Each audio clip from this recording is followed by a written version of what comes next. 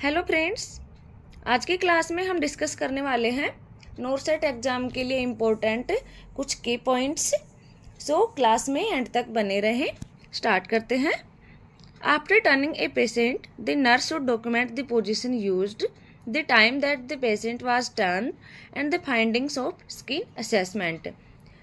Nurse जब patient को मतलब कि टर्न करती है, उसको साइड पोजीशंस देती हैं, उसकी मतलब पोजीशन चेंज करते हैं, तो उसको डॉक्यूमेंट करना है नर्सिस नोट्स में कौन सी पोजीशन दी है एंड पेशेंट को कितने बजे टर्न किया था एंड जिस साइड से टर्न किया है वहाँ स्किन का मतलब क्या कंडीशन है, रेडनेस है या इन्फ्लेमेशन है, बैड सोर्स तो नहीं है, ये सब उसको चेक करना है।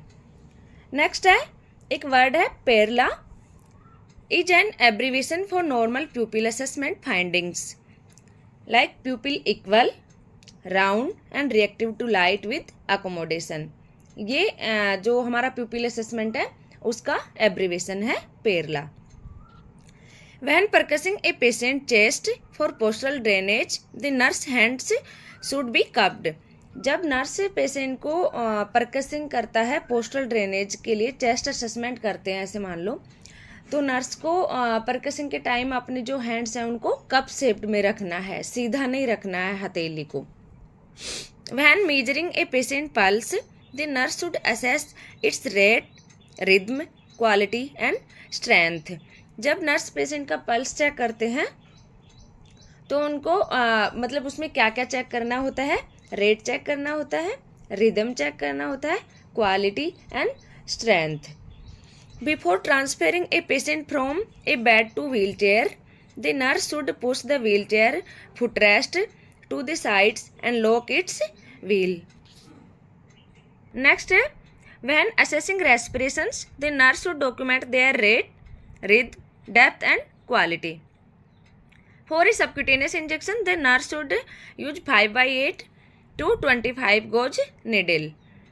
The notation AA and O into 3 ये इंडिकेट्स करता है patient is awake, alert and oriented to person known who he is, कि वह कौन है, प्लेस कि वो कौन से जगह पे है, हॉस्पिटल में है या घर पे है, मतलब उसको ये पता होगा।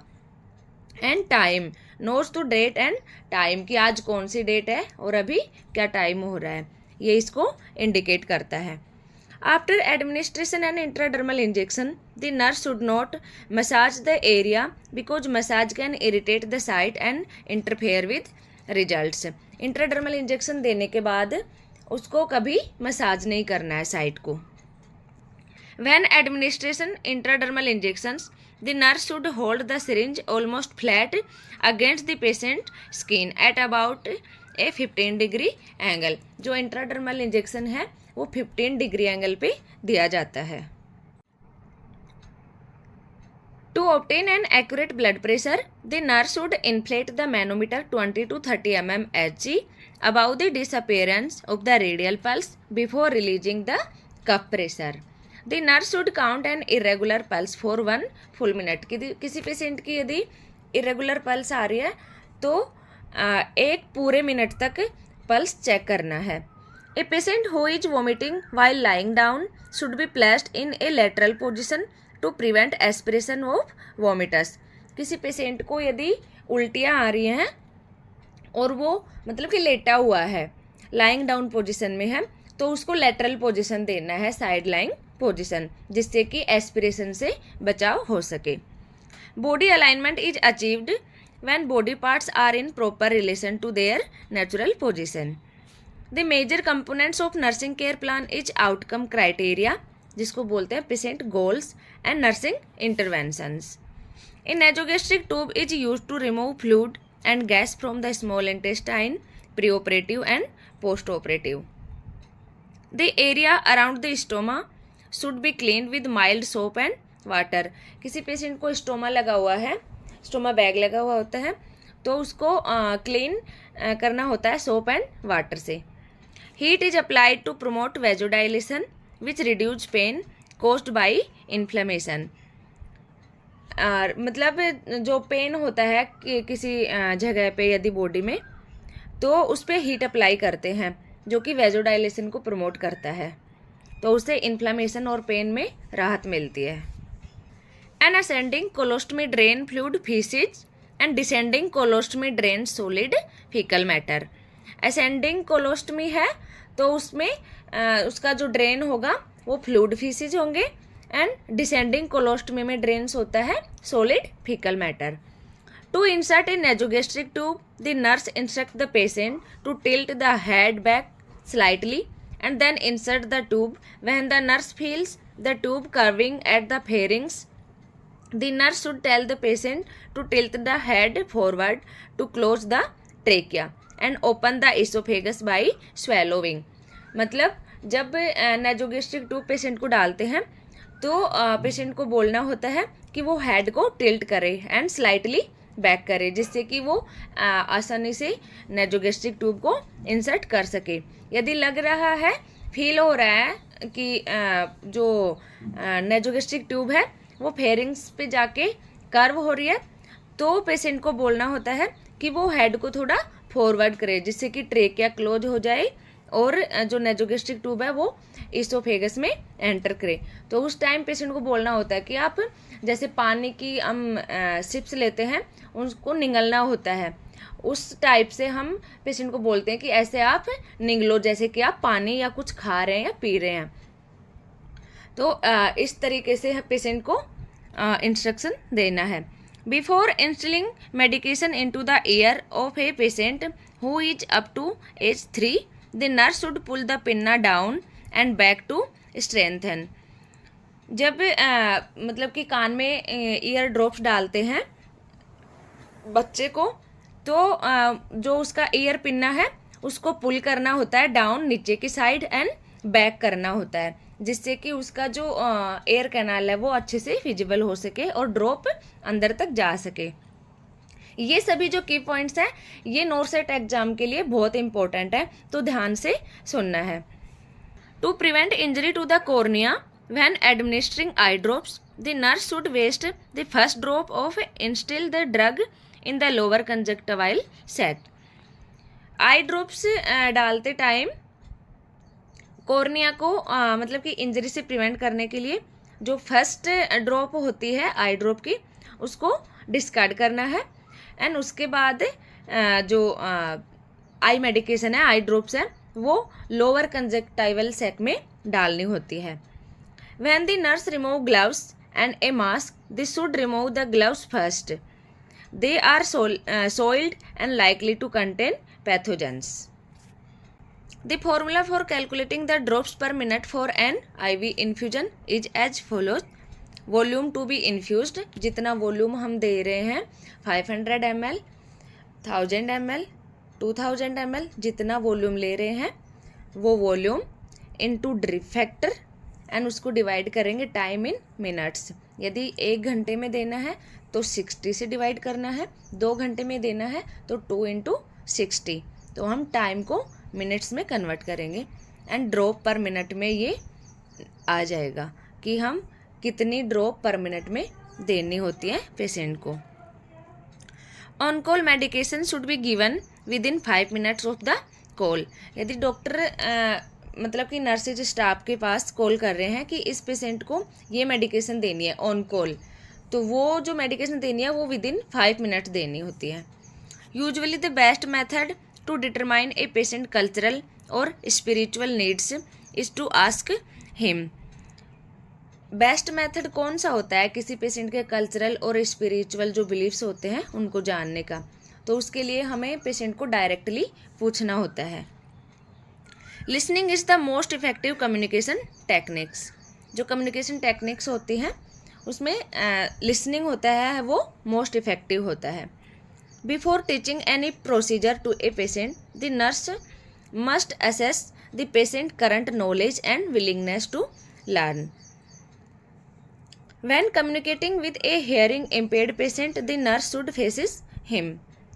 किसी हियरिंग लॉस वाले पेशेंट से यदि कम्युनिकेट करना है, उससे बातचीत करनी है, तो नर्स को पेशेंट के सामने मतलब उसके जस्ट सामने होके बात करना है, जिससे कि वो हमारे लिप रीडिंग कर सके, जो हम बोलते हैं उससे भी वो समझ सके कि हमें क्या कहने की कोशिश कर रहे हैं। Hyperpyrexia is extreme elevation in temperature about 106 degree Fahrenheit, या सेंटीग्रेड में होता है 41.1 degree centigrade. Milk is high in sodium and low in iron. Milk में जो दूध होता है उसमें सोडियम ज़्यादा होता है एंड आयरन बहुत कम होता है। For administering preoperative medications the nurse should ensure that an informed consent form has been signed and attached to the patient record. Preoperative medications देने से पहले नर्स को ये इंश्योर कर लेना है कि पेशेंट का कंसेंट हमने ले लिया है, वो साइन हो गया है एंड पेशेंट के रिकॉर्ड के साथ अटैच्ड हो गया है। A nurse should spend no more than 30 minute per 8 hour shift providing care to a patient who has a radiation implant. Radiation implant में जो नर्स स्टाफ होता है वो पर 8 आवर की शिफ्ट में 30 मिनट से ज़्यादा किसी पेशेंट के साथ स्पेंड नहीं कर सकते। A nurse should not be assigned to a care for more than 1 patient who has a radiation implant. Usually patient who have the same infection and are in strict isolation can share a room. Same infection वाले जो patients होते हैं और उनको strict isolation के लिए बोला गया है, तो उनको हम मतलब एक रूम में या एक क्यूबिकल में रख सकते हैं। Diseases that require strict isolation include chicken pox, diphtheria and viral haemorrhagic fever such as Marburg disease. The 3 phases of the therapeutic relationship are orientation, working and termination. ये सभी इम्पोर्टेंट की पॉइंट्स हैं। Abdominal assessment is performed in the following order: inspection, auscultation, percussion and palpation. When measuring blood pressure in a neonate, the nurse should select a cuff that no less than 1/2 and no more than 2/3 the length of the extremity that's used. When administering a drug by Z-track method, the nurse should not use the same needle that was used to draw the drug into the syringe, because doing so could stain the skin. Sites for intradermal injection include the inner arm, the upper chest and on the back under the scapula. ये सभी intradermal injection की sites हैं। Brain death is irreversible cessation of all brain function. Bananas, citrus fruit and potatoes are good source of potassium. Good source of magnesium include fish, nuts and grains. Beef, oysters, shrimps, scallops, spinach, beets and greens are good source of iron. Intrathecal injection is administering a drug through the spine. Spine में यदि कोई injection लग रहा है तो उसको बोलते हैं intrathecal injection. Phrase ABCDE cascade provides a framework for prioritising care bye identifying the most important treatment concerns. Emergency में या क्रिटिकल केयर में जो ABCDE कैस्केड यूज करते हैं वो क्या क्या डिनोट करता है, उसमें कौन कौन से असेसमेंट होते हैं वो हम देखते हैं। ए होता है airway. This category includes everything that's affects a patient airway including a foreign objects, fluid from an upper respiratory infection या tract and edema from trauma और एन एलर्जिक रिएक्शंस। इसमें हम चेक करते हैं एयरवे में। B से होता है breathing. This category includes everything that affects the breathing pattern, including hyperventilation or hypoventilation and abnormal breathing patterns such as coarse sound, biotes or kind stroke respiration. C से होता है circulation. This category includes everything that affects the circulation, including fluid and electrolyte disturbances and disease process that affects cardiac output. D से होता है disease process. If the patient has no problem with the airway, breathing, circulation. Then the nurse should evaluate the disease process, giving priority to the disease process that poses the greatest immediate risk. For example, if a patient has a terminal cancer and hypoglycemia is a more immediate concern. Next, E, everything else. This category includes such issues as writing an incident report and completing the patient chart. When evaluating needs, this category is never the highest priority. Pain threshold or pain sensation is the initial point at which a patient feels pain. The difference between acute pain and chronic pain is its duration. Duration मतलब time के basis पे pen को acute pain और chronic pain में divide किया गया है. Rapid pain is pain that felt at a site other than its origin. जहाँ से पेन स्टार्ट हो रहा है वहाँ से अदर साइट पे यदि पेन हो रहा है तो उसको बोलते हैं rapid pain. Romberg test is a test for balance और गेट. बैलेंस, बॉडी बैलेंस और गेट चेक करने के लिए रोमबर्ग टेस्ट किया जाता है. Pain seems more intense at night because the patient is not distracted by daily activities.